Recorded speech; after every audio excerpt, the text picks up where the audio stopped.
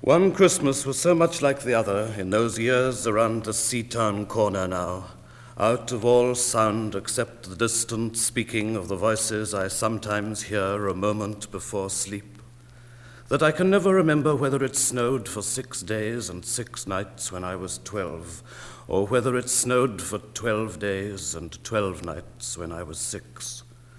All the Christmases roll down towards the two-tongued sea like a cold and headlong moon bundling down the sky that was our street.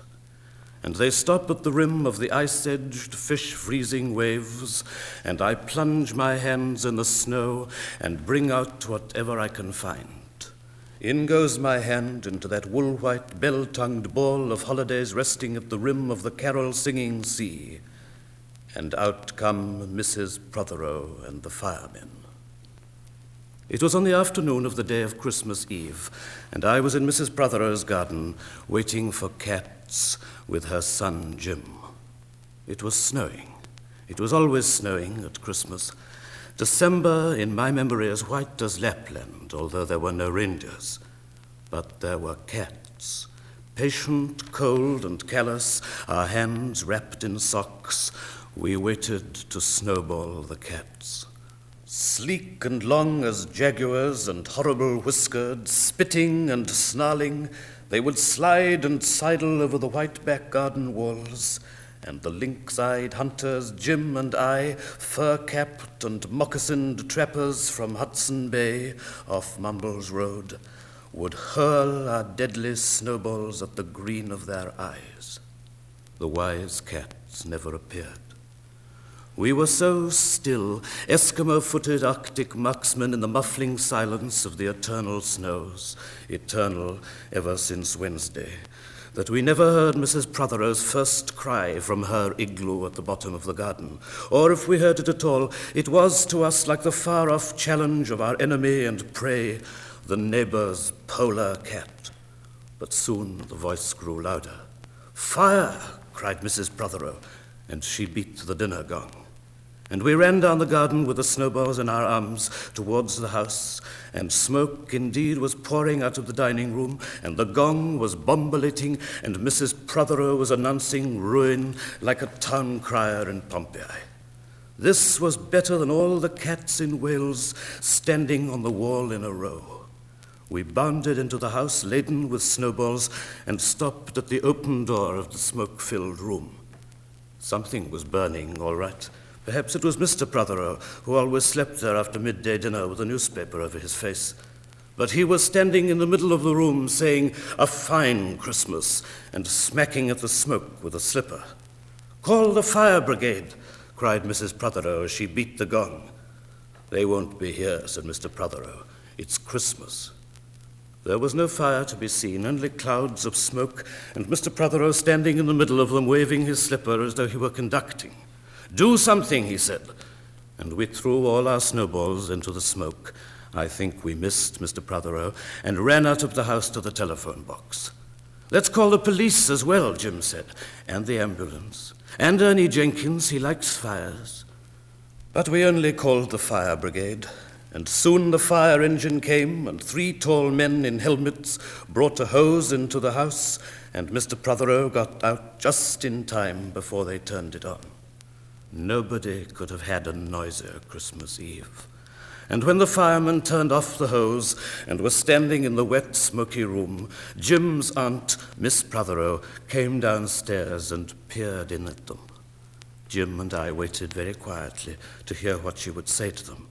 She said the right thing, always. She looked at the 3 tall firemen in their shining helmets standing among the smoke and cinders and dissolving snowballs, and she said, "Would you like anything to read?" Years and years ago, when I was a boy, when there were wolves in Wales and birds the colour of red flannel petticoats whisked past the harp-shaped hills, when we sang and wallowed all night and day in caves that smelt like Sunday afternoons, in damp front farmhouse parlours, and we chased with the jawbones of deacons the English and the bears.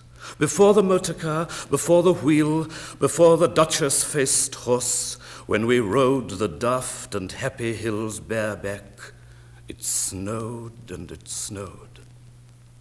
But here a small boy says, "It snowed last year too.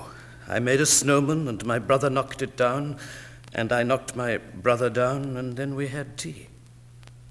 But that was not the same snow, I say. Our snow was not only shaken from whitewashed buckets down the sky, it came shoaling out of the ground and swam and drifted out of the arms and hands and bodies of the trees. Snow grew overnight on the roofs of the houses like a pure and grandfather moss, minutely ivied the walls and settled on the postman opening the gate like a dumb, numb thunderstorm of white, torn Christmas cards. Were there postmen then, too? With sprinkling eyes and wind-cherried noses, on spread frozen feet, they crunched up to the doors and mittened on them manfully. But all that the children could hear was a ringing of bells. You mean that the postman went rat-a-tat-tat and the doors rang? I mean that the bells that the children could hear were inside them. I only hear thunder sometimes, never bells. There were church bells, too. Inside them? No, in the bat-black, snow-white belfries tugged by bishops and storks. And they rang their tidings over the bandaged town, over the frozen foam of the powder and ice cream hills, over the crackling sea. It seemed that all the churches boomed for joy under my window, and the weathercocks crew for Christmas on our fence. Get back to the postmen. They were just ordinary postmen, fond of walking and dogs and Christmas and the snow. They knocked on the doors with blue knuckles. Ours has got a black knocker. And then they stood on the white welcome mat in the little drifted porches and huffed and puffed, making ghosts with their breath, and jogged from foot to foot like small boys wanting to go out. And then the presents, and then the presents after the Christmas box. And the cold postman with a rose on his button nose tingled down the tea-tray slithered run of the chilly, glinting hill. He went in his ice-bound boots like a man on fishmonger's slabs. He wagged his bag like a frozen camel's hump, dizzily turned the corner on one foot, and by God he was gone. Get back to the presents. There were the useful presents, engulfing mufflers of the old coach days, and mittens made for giant sloths. Zebra scarves of a substance like silky gum that could be tug-o-war down to the galoshes. Blinding tam-o'-shanters like patchwork tea cozies, and bunny-suited busbies and balaclavas for victims of head-shrinking tribes. From aunts who always wore wool next to the skin, there were mustached and rasping vests that made you wonder why the aunts had any skin left at all. And once I had a little crocheted nose-bag from an aunt now, alas, no longer whinnying with us. And pictureless books in which small boys, though warned with quotations not to, would skate on Farmer Giles's pond and did and drowned. And books that told me everything about the wasp except why. Go on to the useless presents. Bags of moist and many-colored jelly babies, and a folded flag and a false nose and a tram conductor's cap, and a machine that punched tickets and rang a bell, never a catapult. Once, by a mistake that no one could explain, a little hatchet, and a celluloid duck that made, when you pressed it, a most unduck-like sound, a mewing moo that an ambitious cat might make who wished to be a cow. And a painting book in which I could make the grass, the trees, the sea, and the animals any color I please. And still the dazzling sky-blue sheep are grazing in the red field under the rainbow-billed and pea-green birds. Hard-boileds, toffee, fudge, and all sorts, crunches, cracknel, humbugs, glaciers, marzipan, and butter Welsh for the Welsh. And troops of bright tin soldiers who, if they could not fight, could always run, and snakes and families and happy ladders and easy hobby games for little engineers, complete with instructions, oh, easy for Leonardo, and a whistle to make the dogs bark, to wake up the old man next door, to make him beat on the wall with his stick, to shake our picture off the wall, and a packet of cigarettes. You put one in your mouth, and you stood at the corner of the street, and you waited for hours in vain for an old lady to scold you for smoking a cigarette, and then with a smirk you ate it. And then it was breakfast under the balloons. Were there uncles like in our house? There are always uncles at Christmas, the same uncles. And on Christmas mornings, with dog-disturbing whistle and sugar fags, I would scour the swathed town for the news of the little world, and find always a dead bird by the post office or the white deserted swings, perhaps a robin, all but one of his fires out. Men and women wading, scooping back from chapel with taproom noses and wind-busked cheeks, all albinos, huddled their stiff black jarring feathers against the irreligious snow. Mistletoe hung from the gas brackets in all the front parlors. There was sherry and walnuts and bottled beer and crackers by the dessert spoons, and cats in their fur-abouts watched the fires, and the high-heaped fires spat, all ready for the chestnuts and the mulling pokers. Some few large men sat in the front parlors without their collars, uncles almost certainly, trying their new cigars, holding them out judiciously at arm's length, returning them to their mouths, coughing, then holding them out again as though waiting for the explosion. And some few small aunts, not wanted in the kitchen, nor anywhere else for that matter, sat on the very edges of their chairs, poised and brittle, afraid to break like faded cups and saucers. Not many those mornings trod the piling streets. An old man, always fawn-bowlered, yellow-gloved, and at this time of year with spats of snow, would take his constitutional to the white bowling green and back as he would take it wet or fire or on Christmas Day or Doomsday. Sometimes two hale young men with big pipes blazing, no overcoats and wind-blown scarves, would trudge unspeaking down to the forlorn sea to work up an appetite to blow away the fumes, who knows, to walk into the waves until nothing of them was left but the two curling smoke clouds of their inextinguishable briars.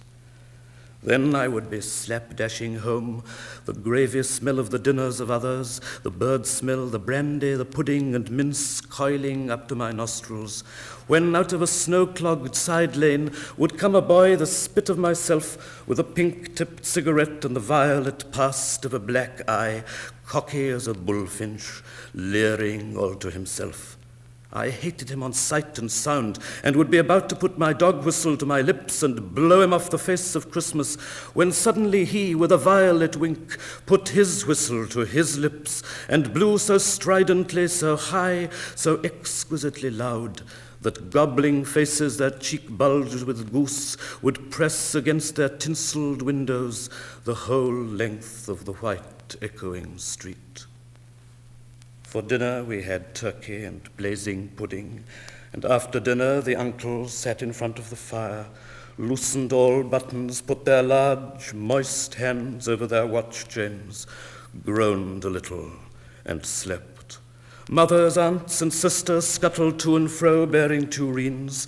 Aunt Bessie, who had already been frightened twice by a clockwork mouse, whimpered at the sideboard and had some elderberry wine. The dog was sick. Auntie Dossie had to have 3 aspirins, but Auntie Hannah, who liked port, stood in the middle of the snowbound backyard, singing like a big-bosomed thrush. I would blow up balloons to see how big they would blow up to, and then when they burst, which they all did, the uncles jumped and rumbled. In the rich and heavy afternoon, the uncles breathing like dolphins and the snow descending, I would sit among festoons and Chinese lanterns and nibble dates and try to make a model man-of-war following the instructions for little engineers and produce what might be mistaken for a sea-going tramcar. Or I would go out, my bright new boots squeaking into the white world onto the seaward hill to call on Jim and Dan and Jack and to pad through the still streets, leaving huge, deep footprints on the hidden pavements. I bet people will think they've been hippos. What would you do if we saw a hippo coming down our street? I'd go like this, bang! I'd throw him over the railings and roll him down the hill, and then I'd tickle him under the ear and he'd wag his tail. What would you do if you saw two hippos? Iron-flanked and bellowing he-hippos clanked and battered through the scudding snow towards us as we passed Mr. Daniel's house. Let's post Mr. Daniel a snowball through his letterbox. Let's write things in the snow. Let's write, Mr. Daniel looks like a spaniel all over his lawn. Or we walked on the white shore. Can the fishes see it snowing? The silent, one-clouded heavens drifted onto the sea. Now we were snow-blind travelers lost on the north hills, and vast dew-lapped dogs with flasks round their necks ambled and shambled up to us, baying Excelsior. We returned home through the poor streets, wherein their few children fumbled with bare red fingers in the wheel-rutted snow, and cat-called after us, their voices fading away as we trudged uphill into the cries of the dock birds and the hooting of ships out in the whirling bay. And then at tea, the recovered uncles would be jolly, and the ice cake loomed in the center of the table like a marble grave. Auntie Hannah laced her tea with rum because it was only once a year. Bring out the tall tales now that we told by the fire as the gaslight bubbled like a diver. Ghosts wooed like owls in the long nights when I dared not look over my shoulder. Animals lurked in the cubbyhole under the stairs where the gas meter ticked. And I remember that we went singing carols once, when there wasn't the shaving of a moon to light the flying streets. At the end of a long road was a drive that led to a large house, and we stumbled up the darkness of the drive that night, each one of us afraid, each one holding a stone in his hand, in case, and all of us too brave to say a word. The wind through the trees made noises as of old and unpleasant and maybe web-footed men wheezing in caves. We reached the black bulk of the house. What shall we give them? Hark the herald? No, Jack said. Good King Wenceslas. I'll count 3. 1, 2, 3, and we began to sing, our voices high and seemingly distant in the snow-felted darkness round the house that was occupied by nobody we knew. We stood close together near the dark door. Good King Wenceslas last looked out on the feast of Stephen. And then a small, dry voice, like the voice of someone who has not spoken for a long time, joined our singing. A small, dry, eggshell voice from the other side of the door. A small, dry voice through the keyhole. And when we stopped running, we were outside our house. The front room was lovely. Balloons floated under the hot water bottle gulping gas. Everything was good again and shone over the town. Perhaps it was a ghost, Jim said. Perhaps it was trolls, Dan said, who was always reading. Let's go in and see if there's any jelly left, Jack said. And we did that. Always on Christmas night there was music. An uncle played the fiddle, a cousin sang Cherry Ripe, and another uncle sang Drake's drum. It was very warm in the little house. Auntie Hannah, who had got onto the parsnip wine, sang a song about bleeding hearts and death, and then another in which she said her heart was like a bird's nest. And then everybody laughed again, and then I went to bed. Looking through my bedroom window out into the moonlight and the unending smoke-colored snow, I could see the lights in the windows of all the other houses on our hill and hear the music rising from them up the long, steadily falling night. I turned the gas down. I got into bed. I said some words to the close and holy darkness, and then I slept.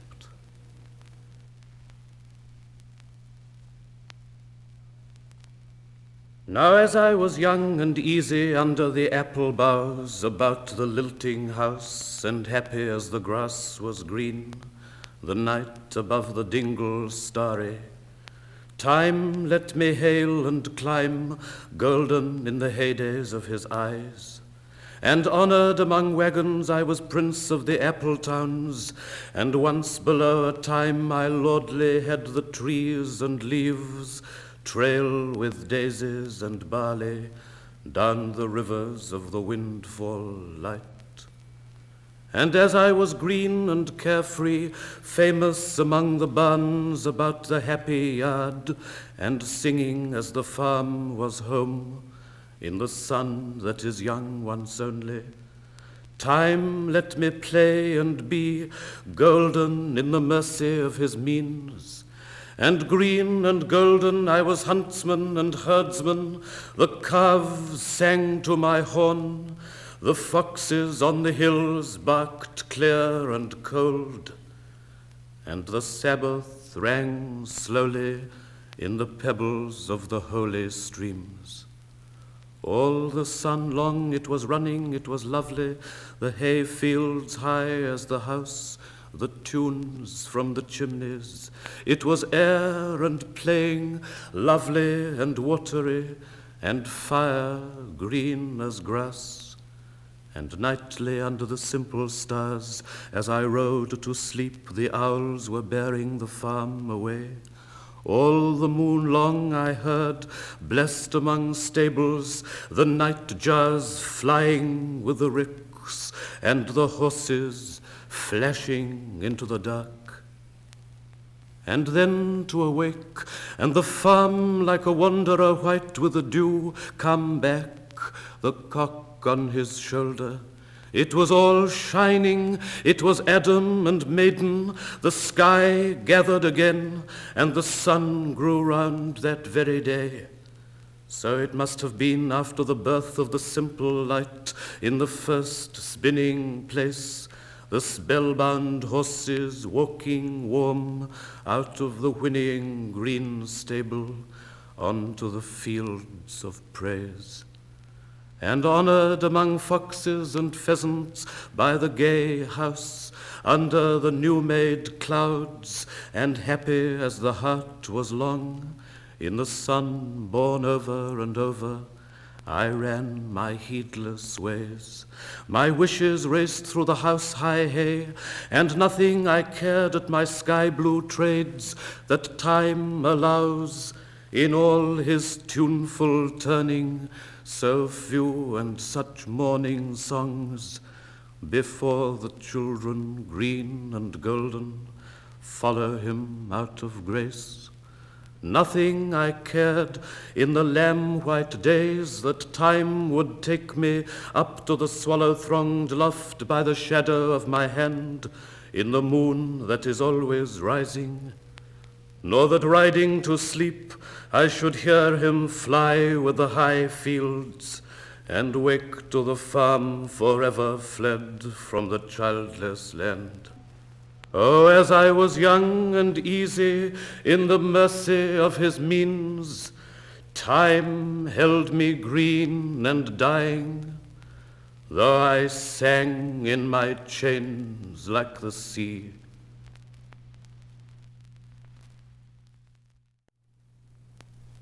Do not go gentle into that good night.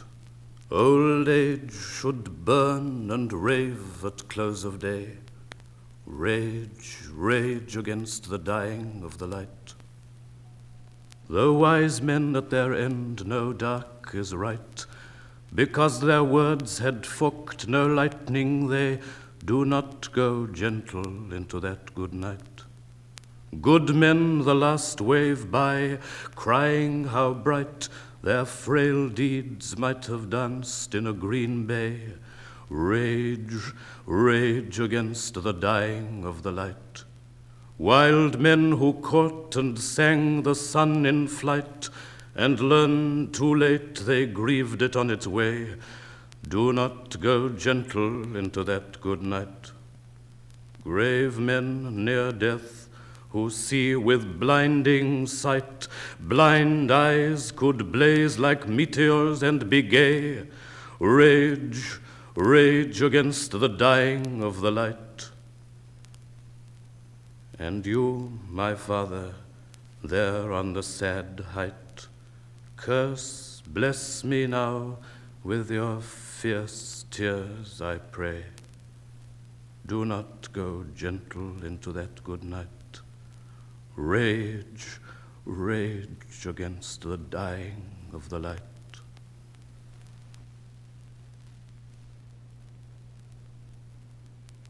Through throats where many rivers meet, the curlews cry, under the conceiving moon on the high chalk hill. And there this night I walk in the white giant's thigh, where barren as boulders women lie longing still, to labor and love though they lay down long ago.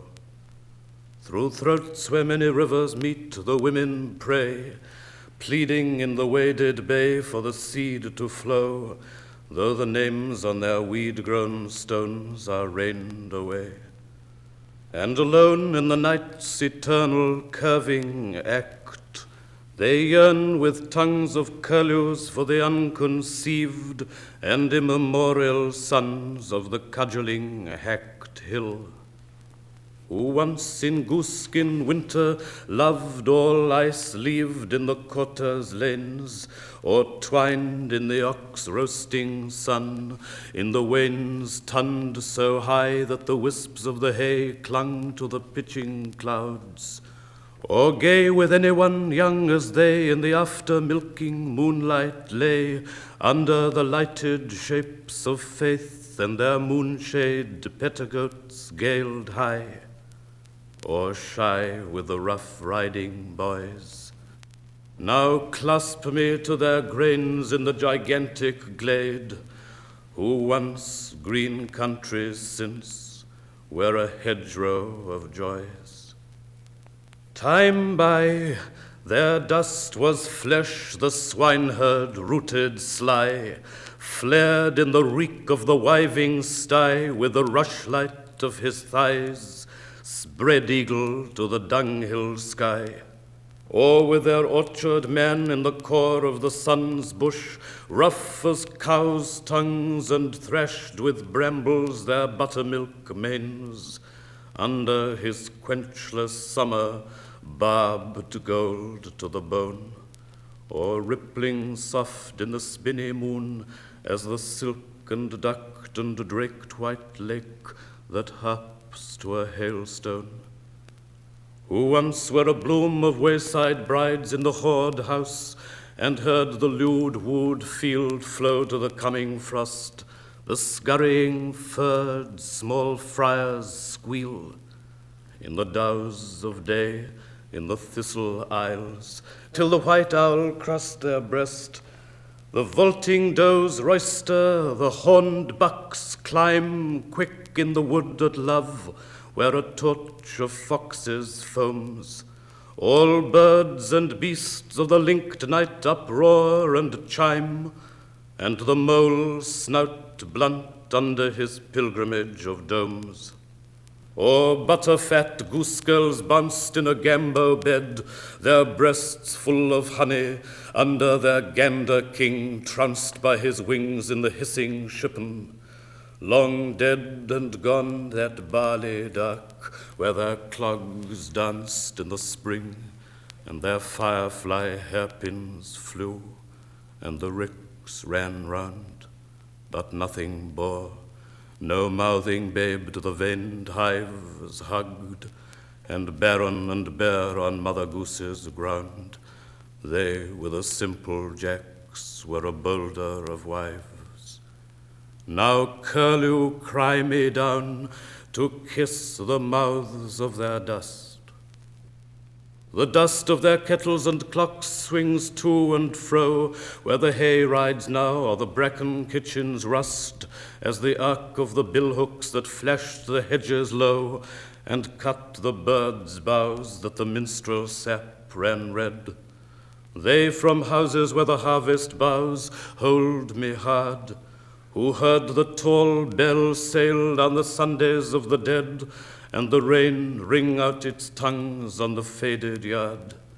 Teach me the love that is evergreen after the fall-leaved grave, after beloved on the grass-gulfed cross is scrubbed off by the sun, and daughters no longer grieved, save by their long desirers in the fox-cubbed streets, or hungering in the crumbled wood. To these hail dead and deathless do the women of the hill love forever meridian through the quarter's trees, and the daughters of darkness flame like fox-fires still.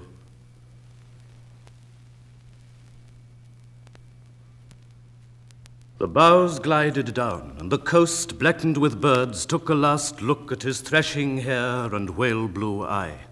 The trodden town rang its cobbles for luck. Then goodbye to the fisherman boat with its anchor free and fast as a bird hooking over the sea, high and dry by the top of the mast, whispered the affectionate sand and the bulwarks of the dazzled quay. For my sake sail and never look back, said the looking land. Sails drank the wind, and white as milk he sped into the drinking dark. The sun shipwrecked west on a pearl, and the moon swam out of its hulk. Funnels and masts went by in a whirl. Goodbye to the man on the sea-legged deck, to the gold gut that sings on his reel, to the bait that stalked out of the sack. For we saw him throw to the swift flood a girl alive with his hooks through her lips. All the fishes were rayed in blood, said the dwindling ships. Goodbye to chimneys and funnels, old wives that spin in the smoke. He was blind to the eyes of candles in the praying windows of waves, but heard his bait buck in the wake and tussle in a shoal of loves. Now cast down your rod, for the whole of the sea is hilly with whales. She longs among horses and angels, the rainbow fish bend in her joys. Floated the lost cathedral chimes of the rocked boys. Where the anchor rode like a gull, miles over the moonstruck boat, a squall of birds bellowed and fell, a cloud blew the rain from its throat. He saw the storm smoke out to kill, with fuming bows and ram of ice, fire on starlight rake Jesu's stream. And nothing shone on the water's face but the oil and bubble of the moon, plunging and piercing in his course, the lured fish under the foam witnessed with a kiss. Whales in the wake like capes and alps quaked the sick sea and snouted deep. Deep the great bushed bait with raining lips slipped the fins of those humpbacked tons and fled their love in a weaving dip. Oh, Jericho was falling in their lungs. She nipped and dived in the nick of love, spun on a spout like a long-legged ball, till every beast blared down in a swerve, till every turtle crushed from his shell, till every bone in the scuttled grave rose and crowed and fell. Good luck to the hen on the rod, there is thunder under its thumbs. Gold gut is a lightning thread, his fiery reel sings off its flames. The whirled boat in the burn of his blood is crying from nets to knives. Oh, the sheerwater birds and their boat-sized brood, oh, the bulls of Biscay and their calves are making under the green-laid veil the long-legged, beautiful bait, their wives. Break the black news and paint on a sail huge weddings in the waves. Over the wakeward flashing spray, over the gardens of the floor, clash out the mounting dolphin's day. My mast is a bell spire. Strike and smooth, for my decks are drums. Sing through the water-spoken prow, the octopus walking into her limbs, the polar eagle with his tread of snow. From salt-lipped beak to the kick of the stern, sing how the seal has kissed her dead. The long-laid minutes bride drift drifts on, old in her cruel bed. Over the graveyard in the water, mountains and galleries beneath, nightingale and hyena rejoicing for their drifting death, sing and howl through sand and anemone, valley and Sahara in a shell. Oh, all the wanting flesh's enemy, thrown to the sea in the shell of a girl, is old as water and plain as an eel. Always goodbye to the long-legged bread scattered in the paths of his heels, for the salty birds fluttered and fed, and the tall grains foamed in their bills. Always goodbye to the fires of the face, for the crab-backed dead on the seabed rose and scuttled over her eyes. The blind, clawed stare is cold as sleet. The tempter under the eyelid, who shows to the selves asleep mast-high moon-white women naked, walking in wishes and lovely for shame, is dumb and gone with his flame of brides. Susanna's drowned in the bearded stream, and no one stirs at Sheba's side but the hungry kings of the tides. Sin, who had a woman's shape, sleep still silence blows on a cloud, and all the lifted waters walk and leap. Lucifer, that bird's dropping out of the sides of the north, has melted away and is always lost in her vaulted breath. Venus lies starstruck in her wound, and the sensual ruins make seasons over the liquid world, white springs in the dark. Always goodbye, cried the voices through the shell. Goodbye always, for the flesh is cast, and the fisherman winds his reel with no more desire than a ghost. Always good luck, praised the fin in the feather bird after dark, and the laughing fish as the sails drank up the hail of thunder, and the long-tailed lightning lit his catch. The boat swims into the 6-year weather. A wind throws a shadow and it freezes fast. See what the gold gut drags from under, mountains and galleries to the crest. See what clings to hair and skull as the boat skims on with drinking wings. The statues of great rain stand still, and the flakes fall like hills. Sing and strike his heavy haul, toppling up the boatside in a snow of light. His decks are drenched with miracles. Oh, miracle of fishes, the long dead bite. Out of the urn, the size of a man, out of the room, the weight of his trouble, out of the house that holds a town in the continent of a fossil, one by one in dust and shawl, dry as echoes and insect-faced, his fathers cling to the hand of the girl, and the dead hand leads the past, leads them as children and as heir onto the blindly tossing tops. The centuries throw back their hair, and the old men sing from newborn lips. Time is bearing another son. Kill time, she turns in her pain. The oak is felled in the acorn, and the hawk in the egg kills the wren. He who blew the great fire in and died on a hiss of flames, or walked on the earth in the evening, counting the denials of the grains, clings to her drifting hair and climbs. And he who taught their lips to sing weeps like the risen sun among the liquid choirs of his tribes. The rod bends low, divining land, and through the sundered water crawls a garden holding to her hand, with birds and animals, with men and women and waterfalls, trees cool and dry in the whirlpool of ships. And stunned and still on the green laid vale, sand with legends in its virgin laps, and prophets loud on the burned dunes. Insects and valleys hold her thighs hard. Times and places grip her breastbone. She is breaking with seasons and clouds. Round her trailed wrist fresh water weaves, with moving fish and rounded stones. Up and down the greater waves a separate river breathes and runs. Strike and sing his catch of fields, for the surge is sown with barley. The cattle graze on the covered foam.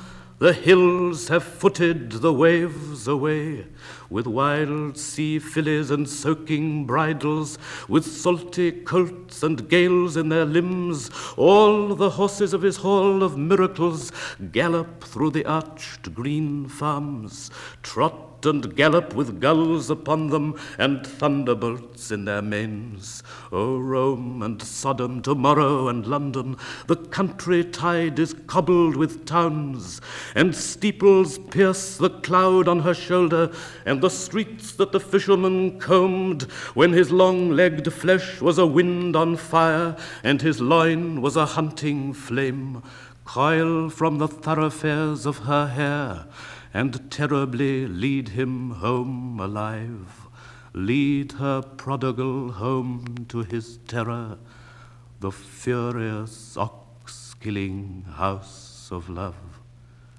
Down, down, down, under the ground, under the floating villages, turns the moon-chained and water-wound metropolis of fishes. There is nothing left of the sea but its sound. Under the earth the loud sea walks. In deathbeds of orchards the boat dies down, and the bait is drowned among hayricks. Land, land, land, nothing remains of the pacing, famous sea but its speech, and into its talkative 7 tombs the anchor dives through the floors of a church. Goodbye, good luck, struck the sun and the moon to the fisherman lost on the land. He stands alone at the door of his home, with his long-legged heart in his hand.